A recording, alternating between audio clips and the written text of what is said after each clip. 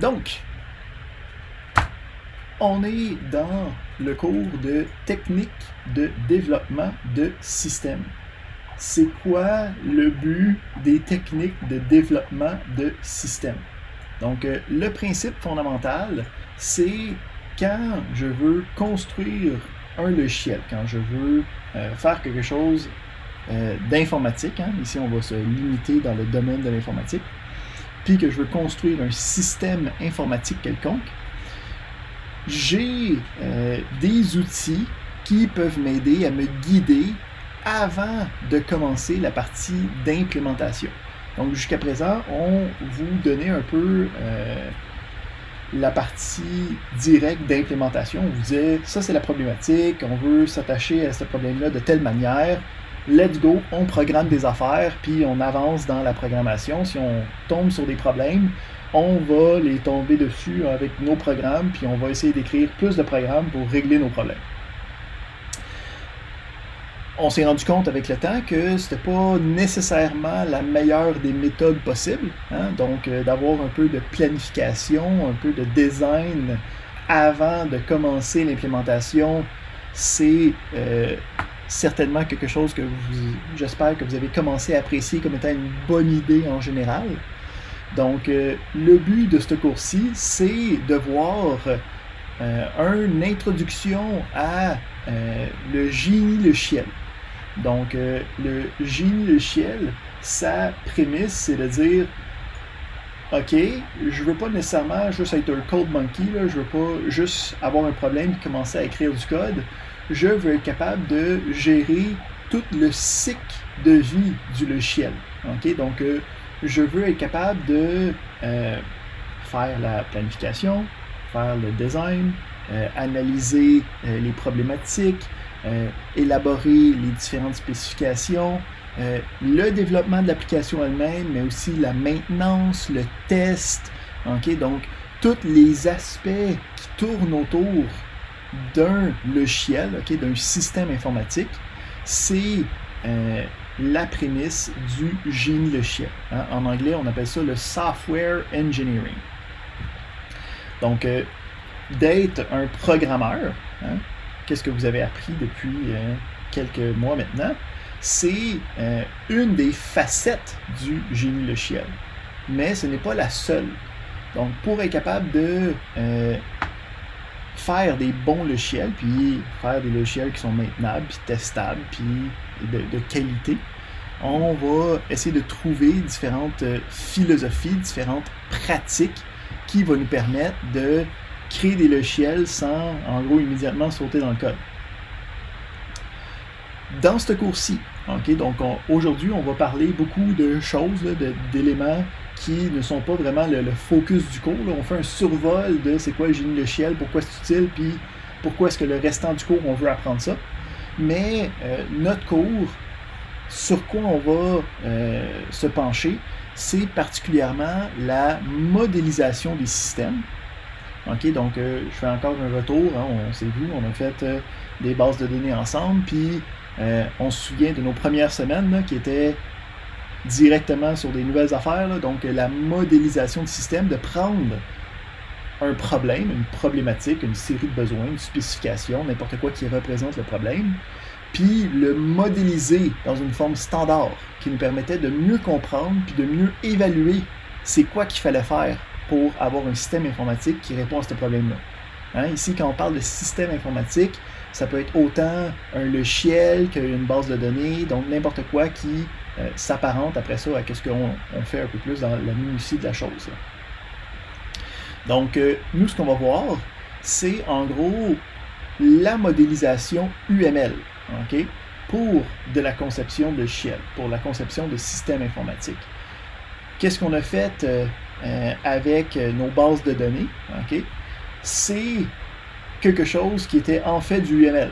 Okay? Donc, quand on avait notre diagramme de classe, c'est un des diagrammes UML possibles. Puis, on va voir une panoplie d'autres. On va aussi voir la modélisation UML avec les diagrammes de classe dans un modèle plus large que juste les bases de données. Mais à la fin de la session, on va revenir là-dessus pour être certain que ça a bien été assimilé durant la session. Fait que quand on est en génie logiciel, c'est le principe de dire, OK, j'ai un problème, j'ai une spécification, j'ai des requis, OK, on va voir différentes manières de commencer l'analyse du problème. Qu'est-ce que je fais? Comment est-ce que je pars d'une problématique, puis j'arrive à un système informatique, à un logiciel? Pour être capable de passer à travers de ça, puis en ce moment, comme je l'ai dit, j'ai pas eu le temps d'écrire un livre en 3 jours et demi, donc vous me permettrez certains articles sur Wikipédia durant notre présentation sur aujourd'hui. On va aller voir ça. Donc on va voir, laissez-moi changer d'écran.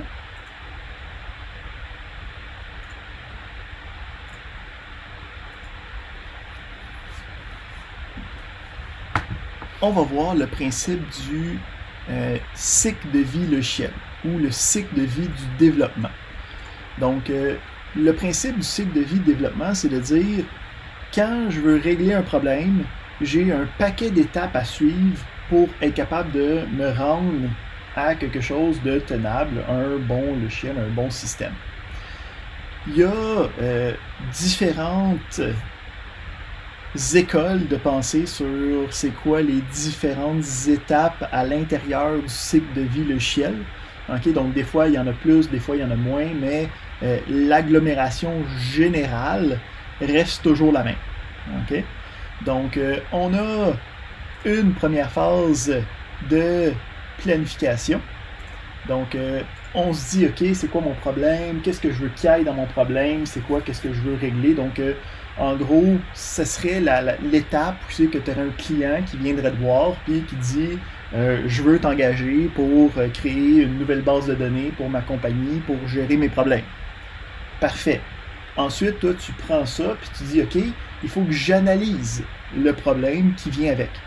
Donc, je vais trouver c'est quoi les requis plus spécifiques, c'est quoi les actions qu'il faut être capable de poser avec la base de données, c'est quoi les scénarios auxquels il faut répondre pour aller avec ça. Ensuite, il va y avoir une phase de design. Donc, c'est là-dedans qu'on va travailler beaucoup cette session. Ça va être en gros de modéliser, de formaliser notre analyse. Okay? Donc, l'analyse, ça va être quelque chose qui va être plus, OK, ben voici des critères, voici des spécifications. Comment est-ce que je fais pour transformer ça? Transformer du texte qui représente des requis, des besoins, puis transformer ça dans quelque chose qui peut être applicable dans un système informatique. Okay? Donc, comment je fais pour dire, ben, c'est ma liste de demandes, puis ultimement, je veux du code, mais je suis comme pas prête à faire du code, là, parce que je veux voir les lacunes avant de commencer à taper du code, puis avoir des erreurs de manque de point-virgule, et ainsi de suite. Donc, le design, c'est une étape intermédiaire qui s'ensuit de l'implémentation. Okay? Donc, une fois que j'ai mon design, une fois que je sais c'est quoi la forme que mon système informatique devrait prendre, ben là, je peux l'implémenter, je peux écrire le code qui vient avec. Finalement, on a le principe de maintenance qui vient. Donc, on veut tester notre implémentation, on veut déployer notre implémentation. Puis, cette affaire-là, on va voir que de nos jours, c'est un processus itératif. Donc, auparavant, dans les années 80-90, début de l'informatique, on avait différentes manières de travailler, différentes manières de concevoir des projets logiciels. Puis, la méthode qui était la plus convenue, c'était le... On va y aller avec quelque chose de plus spécifique, pour pas juste avoir des chutes. Donc, on peut voir ici le principe du design en cascade. Okay? Donc, on peut voir ici, c'est les mêmes étapes qu'on vient tout juste de voir. Okay? Donc, ici, il y a peut-être des fois des noms qui sont un peu différents, là, mais la prémisse, la logique, la pensée derrière reste la même. Hein? on va chercher l'analyse, les requis du projet, on design quelque chose, on l'implémente, on le vérifie ou on le teste, puis après ça on le maintient, on le déploie, là, dépendamment des différents types. Ce qui se passe ici, c'est que ce type de design-là est complètement séquentiel. Okay? Je fais tous mes requis, okay? J'ai 2 équipes de 20 personnes chaque qui créent tous les documents de requis, puis une fois que j'ai fait ça, okay, ben là je passe ça à mon équipe de design, c'est un autre 20 personnes, ils reçoivent les documents de requis, ils travaillent pendant 3 mois, ils font tout le design, toute l'architecture, okay, c'est quoi les différentes classes, comment ils vont communiquer avec eux autres, on donne ça à notre équipe de programmeurs, l'équipe de 100 programmeurs implémente le design, parfait, on a... après ça, tout le code qui est fait, ça s'en va à la vérification. Il y a des tests, puis il y a un des vérificateurs qui fait comme ouais, mais on a oublié ce requis-là là, en ce moment. Puis là, ben, tu as 8 mois de travail qui on ne sait pas trop quoi faire avec. Donc, cette méthode-là, en cascade, c'est devenu une des grosses embûches de l'informatique moderne. On s'est séparé de ça pour avoir des approches puis des philosophies qui deviennent itératives. Ça veut dire qu'on va garder le même principe des étapes, mais la largeur qu'on va vouloir avoir va être beaucoup plus petite. Là, au fur et à mesure des années, il y a eu beaucoup de philosophie, puis de mots-clés, puis de manières de construire différents logiciels. Aujourd'hui, la pratique la plus courante, la pratique qu'on a trouvée à date qui est la plus efficace, c'est un mot-clé buzzword que peut-être que vous avez déjà entendu quelque part sur Internet, c'est le principe agile. Hein? Si je vous demande là, de même, est-ce que vous avez déjà entendu ça, là, du agile? Allez-y. Là. Oui. Hein? Mon ami travaille là, puis il parle souvent de ça. Hein? C'est très agile. Là, la question, c'est what the fuck is agile? Hein? Donc, comme je l'ai dit, ça porte à une méthode de conception, à des pratiques de conception de développement logiciel. Puis, tout est parti dans les années 2000 quelques. Okay, j'ai un excellent site là, okay, avec le Agile Software Manifesto. Donc le manifeste de logiciel agile qui se tient sur une petite page. Okay, donc je pense que c'est 12 principes qui nous permettent de parler de qu'est-ce que c'est supposé être une méthodologie agile. Donc à partir de cette lignée de pensée-là, on a créé un paquet de règles, puis un paquet de pratiques, puis un paquet de sous-méthodes, puis de sous-éléments, mais tout vient de ce manifesto-là, okay, qui dit, en gros, la première chose, okay, notre priorité numéro 1, c'est de travailler puis de satisfaire le client. Comment est-ce qu'on fait ça? On fait ça à travers un déploiement rapide et immédiat de logiciels utiles. Donc, le principe, c'est qu'à place de dire, OK, ben, je veux développer un logiciel pendant 1 an et demi, puis pendant les 3 premiers mois, ça va être les requis, puis les 3 autres mois d'après, ça va être le design, puis on a scrappé ça, puis qu'est-ce qu'on fait? C'est qu'on fait plein de petites boucles. OK? Donc, on se dit, on commence à travailler, on construit un minimum de produits qui est fonctionnel. Puis, à partir de là, on repart notre boucle, on rajoute un requis, on rajoute des éléments, puis on fait grandir, okay, notre projet au fur et à mesure.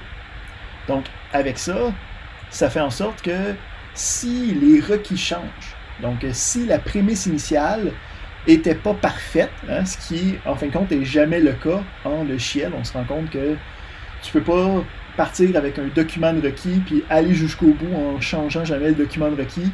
Ça arrive jamais. Il y a tout le temps un problème, il y a tout le temps quelque chose à ajouter, il y a tout le temps quelque chose à modifier. Donc, il faut être capable d'être malléable par rapport à ces changements-là. Donc, avec une boucle de rétroaction qui est rapide et efficace, ça nous permet de gérer ces changements-là facilement. Donc, encore le même principe. On veut ici faire un déploiement de logiciels rapide et fréquent. Hein? Donc, on parle ici à chaque quelques semaines ou à chaque quelques mois pour les grosses affaires. Okay? On ne parle pas de logiciels qui se construit sur des années. Après ça, là, les autres sont un petit peu plus business-oriented. Donc, le monde de la business et les développeurs doivent travailler ensemble. Il faut que ce soit des petites équipes qui soient efficaces. Donc là, il y a d'autres affaires qui sont plus appréciables une fois que tu as rentré dans le marché du travail et que tu as travaillé dans une équipe de 150 personnes qui ne se parlent pas. Là. Mais les premières prémices, c'est des choses que nous, on peut appliquer par rapport à ce qu'on connaît immédiatement puis déjà. Donc, on veut être capable de gérer nos problèmes avec une petite boucle de rétroaction. On fait des petits projets, on commence, on crée quelque chose, on le teste immédiatement, on le déploie immédiatement. Notre projet est fonctionnel avec un minimum de requis. On rajoute des requis, on redesign, on réimplémente, on reteste, puis là, ici, ça devient puis de plus en plus. C'est ça le principe de la méthodologie agile. Comme j'ai dit, ça c'est comme le manifesto, là, tu sais, c'est comme dire, ok, ben Jésus a fait telle affaire, puis après ça tu regardes l'église, puis t'es comme, mais comment est-ce qu'on a passé de là à là? Donc, à partir du manifesto, il y a eu plusieurs mécanismes, plusieurs pratiques qui se sont développées pour appliquer ces fondements-là. Dans ce cours-ci, on ne verra pas comment appliquer ces fondements-là. Okay? Donc, vous allez faire ça, en fait, l'étape prochaine, dans votre dernier cours de projet. Ce que nous, on va regarder cette session-ci, c'est les outils qu'on va utiliser pour être capable de faire certaines de ces étapes-là.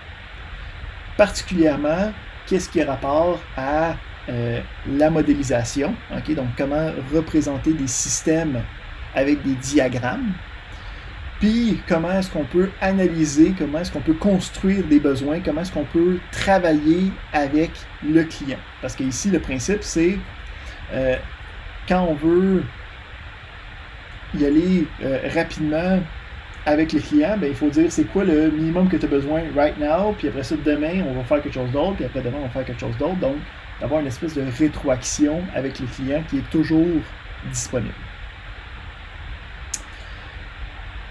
Parfait. Fait que, comment est-ce qu'on design des choses? Comment est-ce qu'on se dit, OK, ben, c'est quoi les classes que mon projet va avoir? C'est quoi, comment mon projet va communiquer d'une pièce à l'autre? Donc, c'est là que vient notre objectif principal du cours, qui va être le langage UML. Donc, le langage UML, c'est un langage, puis ici, je dis langage, mais il faut penser ça à plus comme une spécification, là, okay? Parce qu'on fait des boîtes puis des flèches, là, okay? Donc c'est pas une syntaxe en tant que telle. Donc, c'est des normes puis des spécifications de quand je fais telle sorte de boîte avec telle forme, ça veut dire telle chose, puis quand je fais une flèche de telle manière, ça veut dire tel élément. Donc, ça standardise la modélisation des systèmes. À quoi ça nous sert, ça?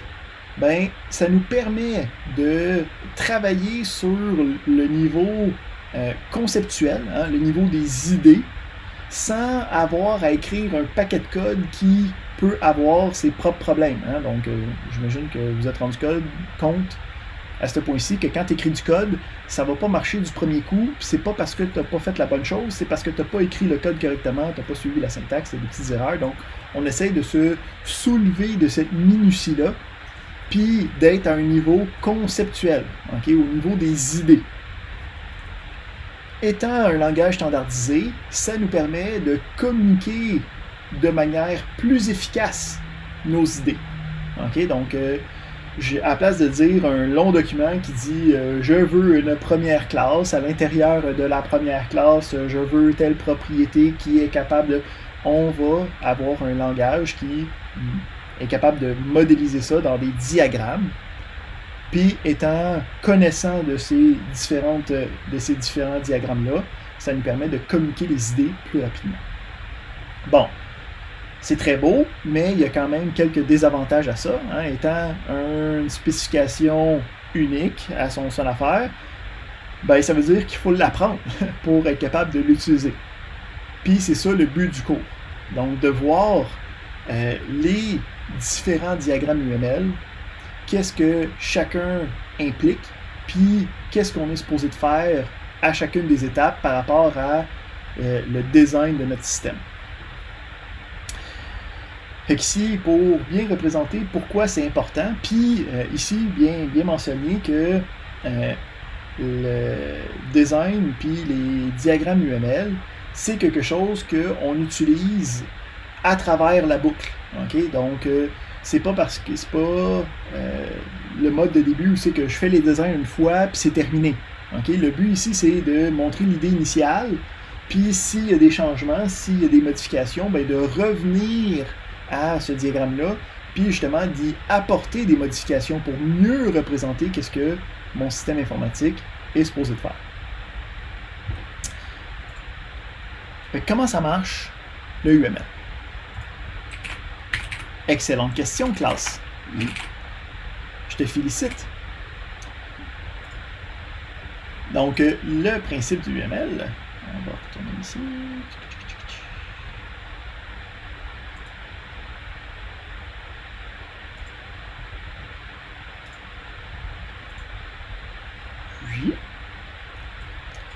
Donc, le principe du UML, c'est d'être le langage standardisé pour la conception d'éléments. Donc, si on pense à d'autres domaines, okay, puis comment est-ce qu'on formalise les idées de ces autres domaines-là? Admettons que je suis en construction, puis je veux construire une bâtisse. Je ne vais pas commencer à mélanger mon ciment tout de suite. Hein? Qu'est-ce que je vais faire? C'est que je vais faire un plan architectural. Donc, un plan architectural, on a les petits dessins de maison là, dans les gros papiers. Là. Okay? Donc, on a un langage en construction qui me permet de représenter qu'est-ce que je veux bâtir à la fin. Si je suis en génie électrique, okay, je fais des systèmes électroniques, donc je veux être capable de prendre une idée d'un problème électronique, puis de construire un système électronique. Qu'est-ce que je vais faire? Ben, je vais le modéliser dans un plan électronique. Donc, je ne sais pas si vous avez déjà vu ça, là.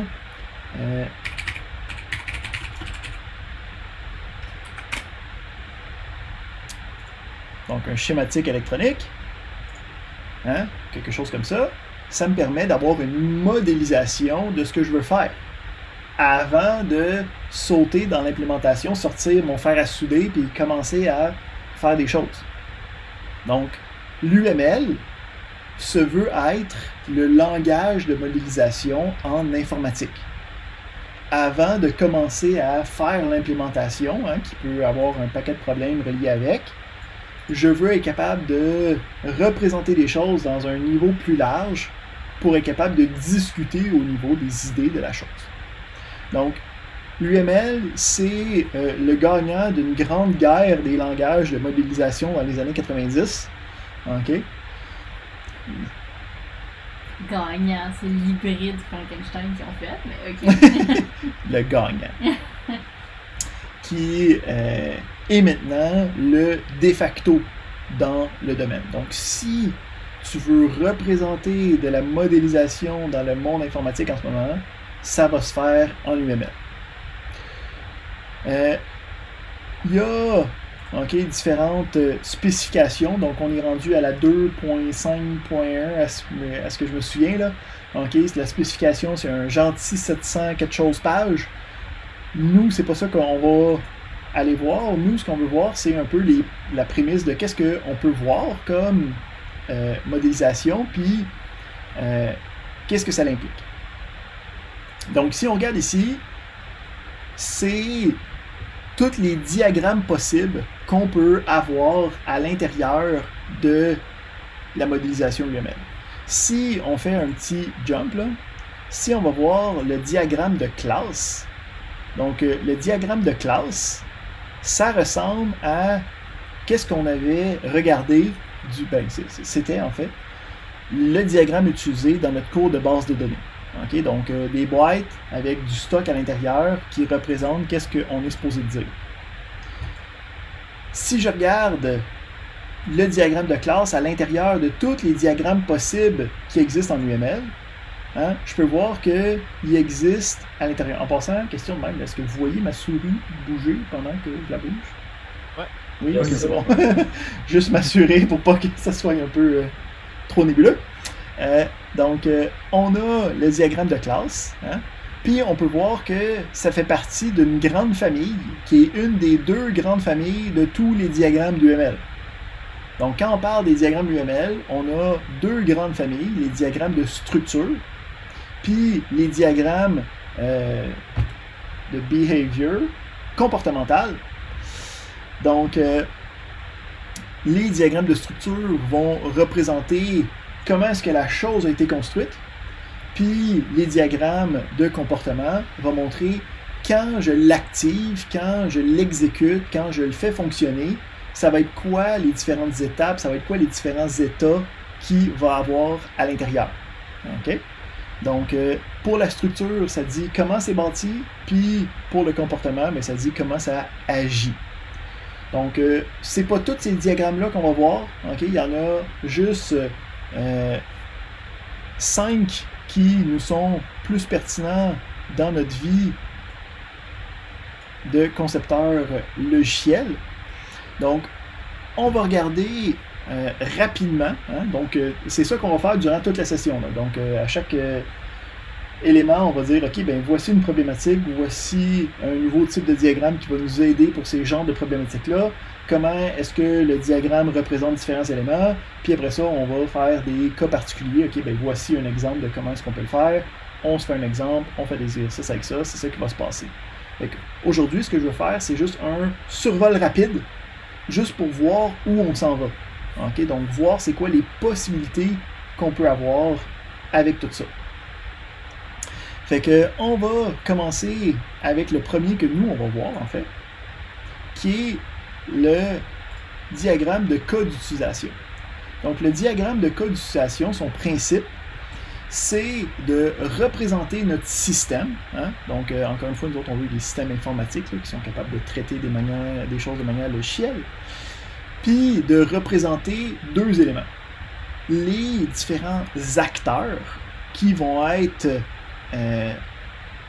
capables d'interagir avec ce système-là, puis les différentes actions que ces acteurs-là peuvent apporter sur le système. Okay? Donc, on voit ici qu'on est à un très haut niveau pour être capable de dire, mettons, avec un client, ben voici ce que je pense que ton système que tu demandes, il peut faire. Est-ce qu'il y a des choses que tu vois ou que tu vois pas qui est possible? Okay? Donc, on est très loin du code en ce moment. Okay? Puis c'est ça le but, c'est pour être capable de avoir un dialogue avec un client que lui n'est pas du tout capable de gérer de la programmation. Hein? C'est pour ça qu'il t'engage.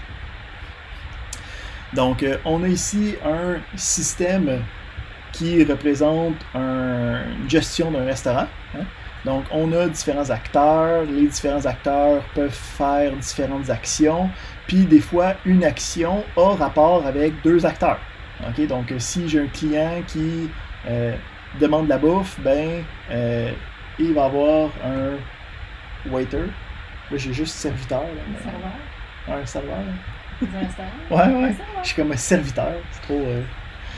Donc, un serveur qui va avoir aussi rapport à cette demande-là. Hein? Donc, ça ici, ça va nous permettre de démontrer qu'est-ce que les systèmes est supposé être capable de faire, puis comment est-ce que les différentes personnes qui vont utiliser le système vont être capables d'agir sur ce système-là. Donc ça va être notre premier diagramme qu'on va voir. On va le voir après avoir vu un peu juste comment formuler des requis, comment formuler des scénarios d'utilisation. Ensuite, on peut aller voir les diagrammes de séquence. Donc, quand je veux représenter à l'intérieur de mon programme, là, ça descend plus dans la partie de design, puis qui va être proche de qu'est-ce qu'on va avoir dans la programmation. mais quand j'ai différents éléments de mon système, puis que les différents éléments, ils s'envoient une série d'informations, okay, qui a besoin d'avoir un protocole à l'intérieur ou un sens d'information, ben, on peut voir ici le diagramme de séquence va nous dire qu'est-ce qui va se passer. Okay? Donc, j'ai ici, mettons, une séquence sur mon ordinateur qui dit, ben, j'ai besoin de regarder mes courriels. Qu'est-ce qui se passe quand j'ai besoin de regarder mes courriels? Ben, l'ordinateur va communiquer avec le serveur, puis il va envoyer les courriels qui sont considérés comme non envoyés. Il va demander c'est quoi les nouveaux courriels. Il va recevoir une réponse. Puis après ça, il va pouvoir dire, ben, je veux télécharger les nouveaux courriels. Puis on va pouvoir soustraire les différents courriels qui ont été délités sur l'ordinateur, sur le serveur. Donc, quand je m'en vais dans Outlook puis je fais check mail, ben, c'est toutes ces actions-là qui se passent entre moi et le serveur. Donc, ça me permet de décortiquer les différentes communications qui vont se passer à partir d'une action initiale. Donc, diagramme de séquence, ça me permet de voir le flot d'une communication quelconque. Okay? Ou la séquence de la communication, diagramme de séquence. Hein? C'est chaud. Ensuite, un que on a vu, mais qui va s'appliquer plus large, c'est le diagramme de classe. Donc, le diagramme de classe, on l'avait utilisé dans les bases de données à sa forme, une des formes les plus simples, mais ça va être aussi utilisé pour représenter les différentes classes dans un programme. Okay? Donc, vous êtes maintenant pas mal plus apte que quand on s'est vu la dernière fois à faire de la programmation orientée objet, en fait, je l'espère. Mais le principe, c'est quand vous attaquez un nouveau logiciel, un nouveau système informatique, il faut se dire, OK, ben, ça va être quoi les classes qui vont être utilisées dans ces systèmes informatiques-là? Donc, le diagramme de classe me permet de spécifier, ben, j'ai des comptes de banque. Dans le compte de banque, j'ai 2 propriétés. Les propriétés sont de tel type. Puis le compte de banque a le droit d'avoir les différentes méthodes suivantes, les différentes actions suivantes. J'ai le droit de faire des dépôts ou faire des retraits. Donc, le diagramme de classe va me permettre de représenter les différentes classes, puis leur hiérarchie ou leur héritage, leur composition ou leur lien à l'intérieur de ce diagramme-là.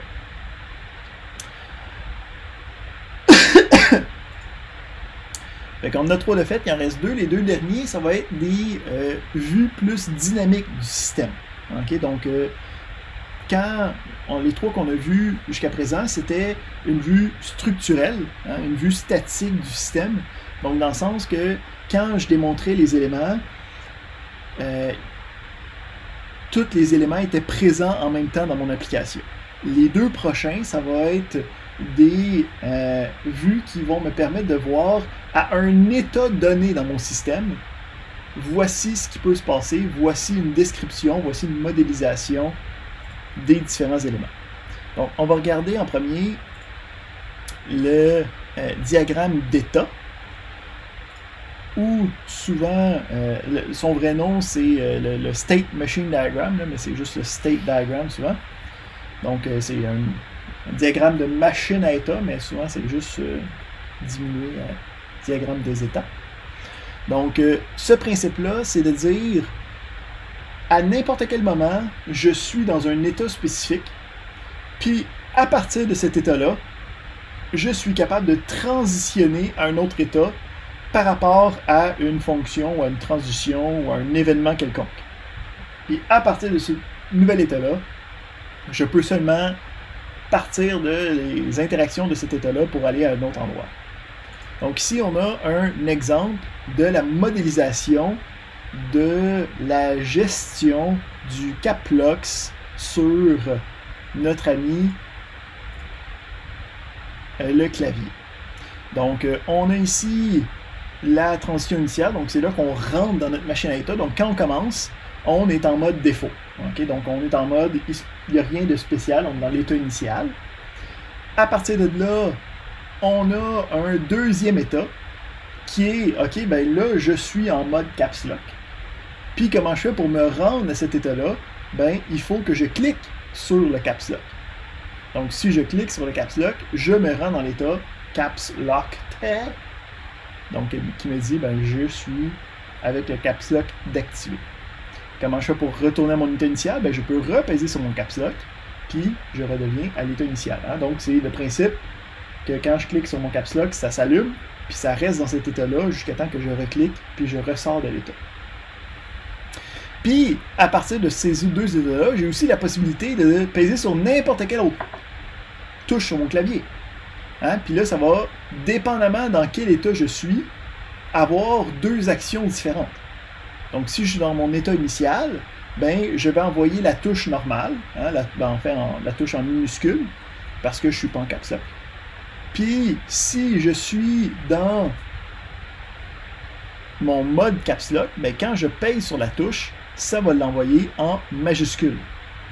Donc, le principe du diagramme de la machine d'état, c'est de dire à n'importe quel moment dans mon système, je vais être représenté dans un de ces états-là, puis je vais pouvoir sortir de cet état-là en suivant une des transitions, dépendamment de qu'est-ce qui vient de se passer.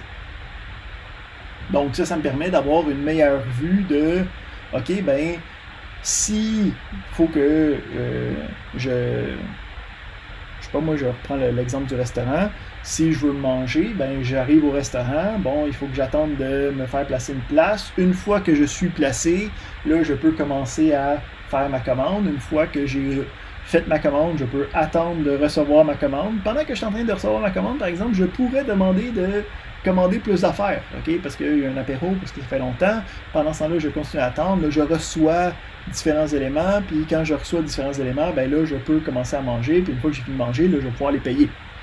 Donc, toutes ces transitions-là, tous ces états-là seraient représentés dans la machine à état. Donc, le principe de la machine à état, c'est que tu es juste dans un état en même temps, tu peux juste transitionner d'un élément à l'autre. Le deuxième diagramme dynamique, ça va être le diagramme d'activité. Donc, le diagramme d'activité, lui, c'est pour représenter, en gros, qu'est-ce qu'on n'est pas capable de représenter dans le diagramme d'état. Donc, le diagramme d'état, une de ses faiblesses, ou en fait une de ses contraintes, c'est le principe de dire, à n'importe quel moment, je peux seulement être dans un état, puis je peux juste transitionner en sortant de là. Le diagramme d'activité, ça va être plus une hiérarchie des étapes, où ça se peut qu'à certains moments, ça diverge, puis il y a deux processus, il y a deux éléments qui vont travailler conjointement. OK? Donc, si je veux représenter en même temps le client qui demande sa bouffe puis qui est en train d'attendre, puis en même temps le serveur que lui est en train d'aller porter la commande au chef puis qui est en train de prendre le plat pendant que l'autre attend, il faut avoir un diagramme d'état pour représenter les différentes actions de différents acteurs en même temps. Donc, le diagramme d'activité, c'est comme une version simplifiée un peu du diagramme d'état qui va être beaucoup plus en matière d'organigramme. Là, tu pars du top, tu descends vers le bas, puis à partir de là, des fois, tu peux avoir des séquences qui sont parallèles. OK? Donc, dans ce cours-ci, c'est ça qu'on va voir. Okay? Ces différents diagrammes-là. Il y en a quelques-uns autres qu'on va rajouter qui sont des diagrammes un peu plus méta là, pour agencer des diagrammes ensemble. Mais c'est les grandes fonctionnalités qu'il faut être capable de voir dans les systèmes, être capable de lire différents requis, puis être capable de les implémenter dans notre partie à partir, dire, OK, je veux tel problème, je veux régler tel problème, comment je fais pour modéliser ça, pour ensuite l'implémenter.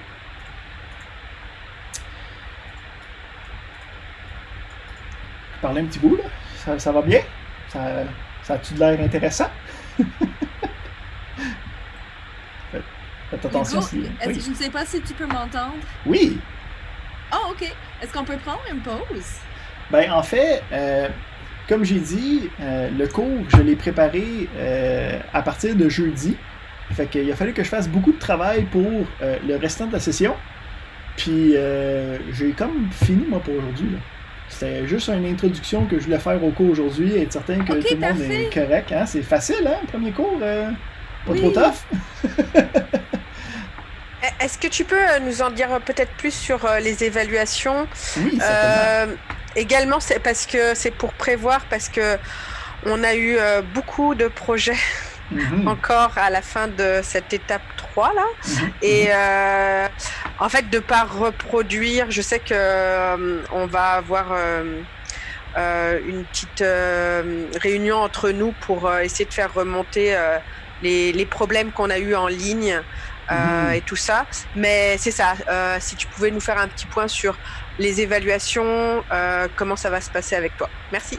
Oui, certainement. J'ai pas encore décidé des dates précises, mais le cours est séparé en 3 sections. OK? Donc, à l'intérieur de la première section, il va y avoir un travail à faire en équipe.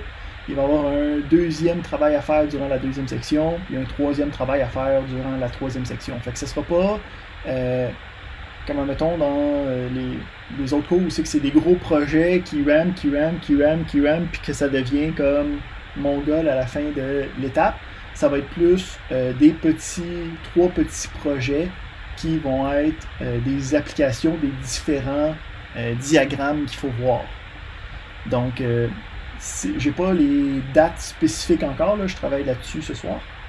Mais la prémisse, c'est que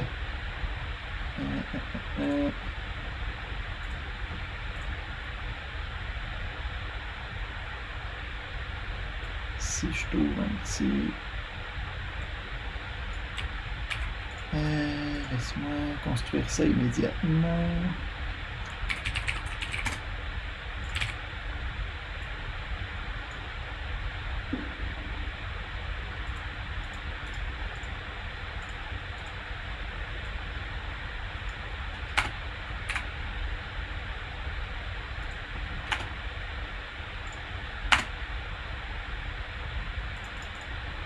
On tape des choses. Ok, on copie des choses. En ce moment, à quoi ça ressemble?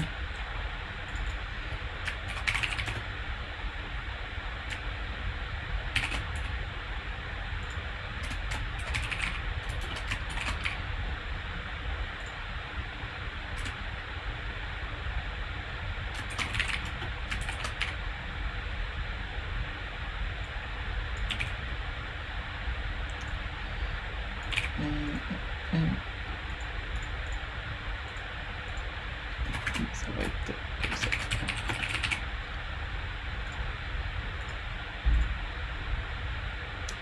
Ça va être là.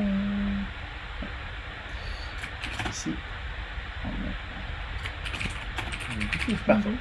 Là, je suis en train de préparer un petit document pour vous montrer ça. Et parfait. Donc, je vous montre ça. OK.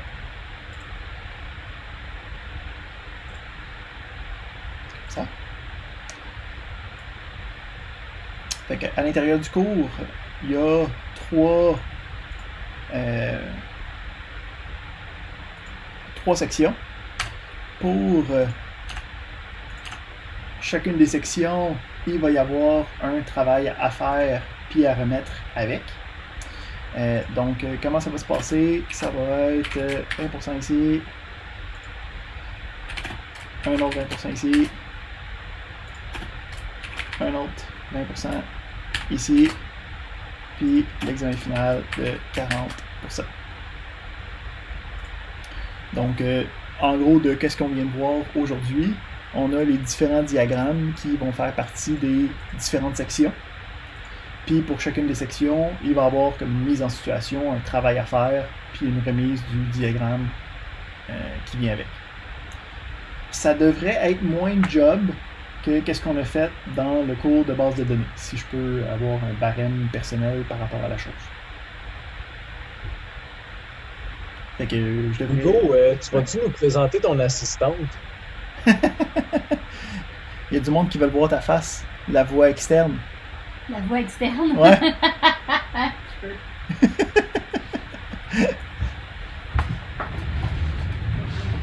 m'accrocher le truc? Non, je suis là. Oui. Bonjour, Donc, dites bonjour à Corinne. Allô? Bonjour Madame Leblanc. C'est moi l'ingénieur de logiciel dans la maison. Ouais, c'est elle l'ingénieur logiciel. C'est elle qui me donne les cues de quand je dis des affaires pas correctes, la regarde avec un. Qu'est-ce que tu viens de dire?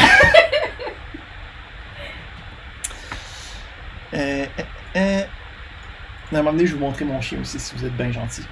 Oh non, là, c'est sa fête. Ah oui, c'est vrai, c'est la fête du chien. Faut que je vous le montre là, maintenant qu'il n'y a plus rien anyway à dire de la semaine.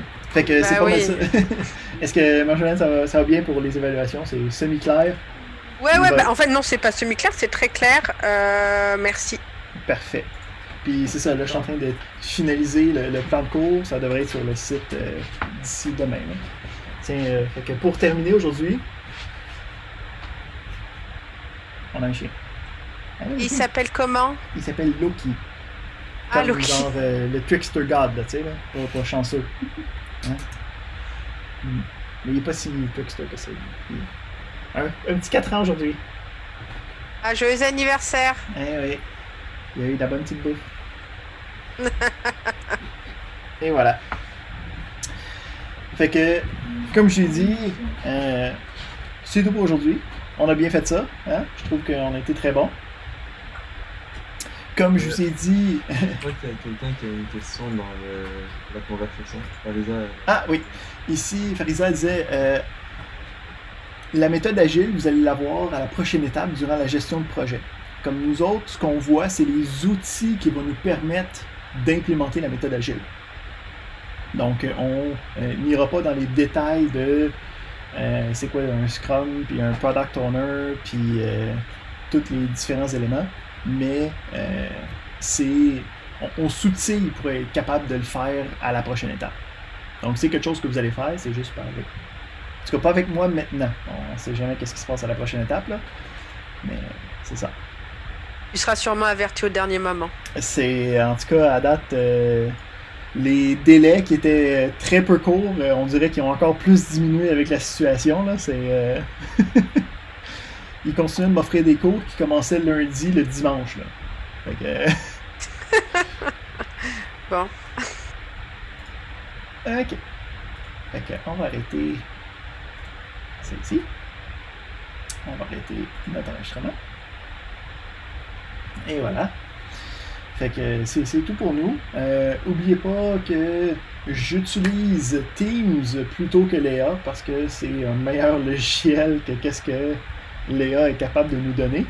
Donc, gardez-le ouvert sur votre ordinateur parce que s'il y a des communications, s'il y a des messages, moi je vais le faire dans le chat général. Si vous avez des questions personnelles, n'hésitez pas à m'envoyer